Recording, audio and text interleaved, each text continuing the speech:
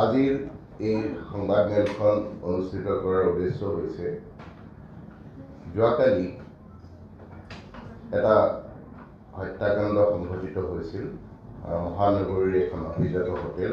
Hotel Radisson blue, যি জালুকবাৰীৰ কোটানগৰত অৱস্থিত। যোৱাকালি 4টামান বজাত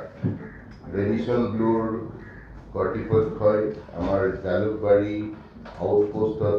টেলিফোনযোগে জনালে যে তেওঁলোকে হোটেলৰ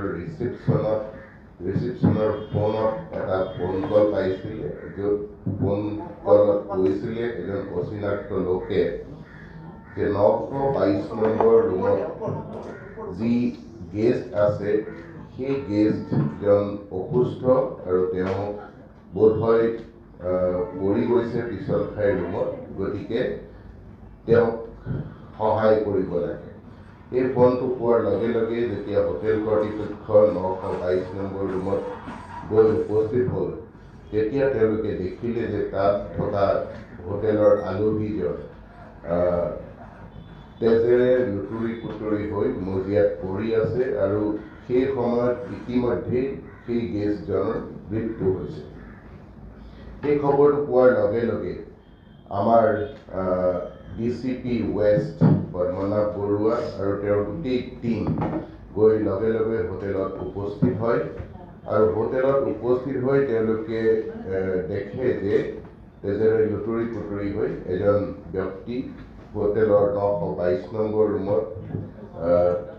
পৰি আছে মজিয়াত আৰু তেখেতৰ ইতিমধ্যে মৃত্যু হৈছে। দেখাৰ লগে লগে সেইটো যে এটা হত্যাকাণ্ড, পুলিচ এই সিদ্ধান্তত উপনীত হ'ল আৰু ইনভেষ্টিগেশ্যন ততাতৈয়াকৈ আৰম্ভ কৰিলে। এই সংক্ৰান্তত আজি যিজন ভিক্টিম, সেই ভিক্টিমৰ ভাতৃ বৰ্তমান গুৱাহাটীত আহি উপস্থিত হৈছে আৰু জালুকবাৰী থানাত এই সংক্ৰান্তত এই ভিক্টিমৰ ভাতৃয়ে দিয়া এজাহাৰৰ ভিত্তিত আমি 53 নম্বৰ জালুকবাৰী পুলিচ ষ্টেচনত গোচৰটো ৰুজু কৰিছোঁ। যোৱাকালি যেতিয়া আমাৰ ৱেষ্ট ডিষ্ট্ৰিক্টৰ টীম সক্ৰিয় হ'ল, ইনভেষ্টিগেশ্যন আৰম্ভ কৰিলে, হোটেলৰ CCTV ফুটেজ চোৱা হ'ল, কোনটো নম্বৰৰ পৰা হোটেলৰ ৰিচিপশ্যন কাউণ্টাৰত ফোন আহিছিলে সেই নম্বৰ চোৱা হ'ল, হোটেলত ৰুম লওঁতে কি আইডেণ্টিটি ডকুমেণ্টছ দি সেই গেষ্ট সোমাইছিলে সেইখিনি চোৱা হ'ল। গতিকে প্ৰাথমিক অনুসন্ধানত আমি কিছু তথ্য পালোঁ, CCTVৰ ফুটেজে আমাক কিছুমান তথ্য দিলে